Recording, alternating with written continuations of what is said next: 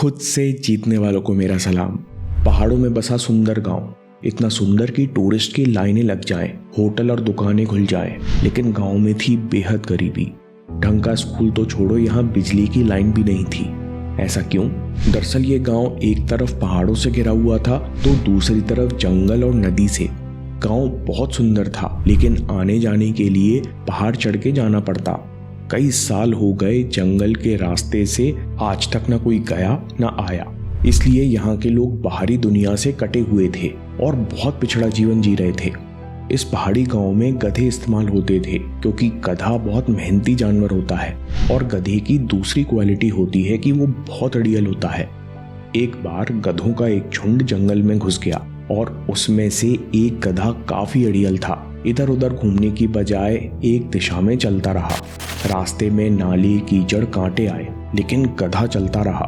उसके पीछे पीछे गधों का झुंड भी हो लिया। 2 दिन लगे, लेकिन गधे ने रास्ता पार कर लिया। पीछे पीछे गधे का मालिक भी था। अब पूरे गांव में ये बात फैल गई कि जंगल से पार जाने का रास्ता मिल गया है। अब तो गांव वालों ने भी उसी रास्ते से जाना आना शुरू कर दिया। रास्ता कठिन था, लेकिन किसानों के जीवन में कुछ सुधार आया। लोग काम के लिए शहर आने जाने लगे। लेकिन अभी भी 2 दिन की कठिन यात्रा थी। ऐसे 50 साल निकल गए।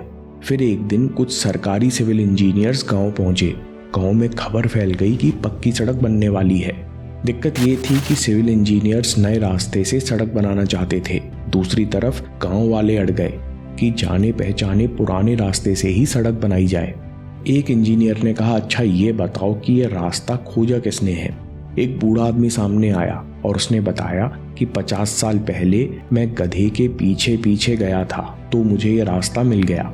इंजीनियर कहता है, इस रास्ते को देखकर बिल्कुल कहा जा सकता है कि ये रास्ता एक गधे ने ही खोजा होगा, क्योंकि इसमें पहले चढ़ाई है, फिर ढलान है, बीच में फिसलन भरे पत्थर और नाले हैं।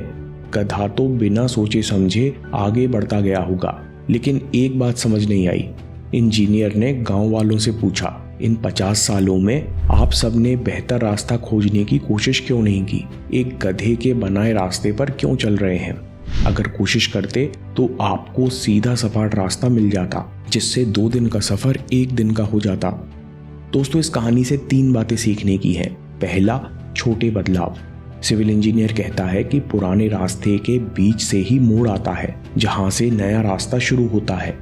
नया रास्ता ढूंढना तो कठिन है, लेकिन अगर आपने थोड़ा बेहतर रास्ता ढूंढने की कोशिश भी की होती तो आप लोगों की जिंदगी आसान हो गई होती।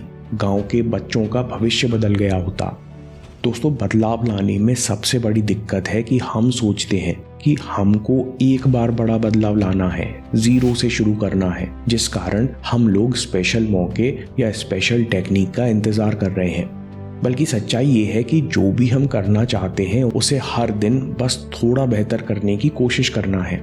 ऐसा करने से हमारे माइंडसेट में बड़ा बदलाव आता है, जिस कारण बाहर भी बड़े बदलाव दिखने लगते हैं। दूसरी बात है, हमेशा बेहतर होने की गुंजाइश है और आपको हर दिन कीमत चुकानी है। आप कह सकते हो कि हमारा पढ़ने का तरीका या काम करने का तरीका तो अच्छा है, हो सकता है आप सही हो, लेकिन हमेशा बेहतर होने की गुंजाइश है।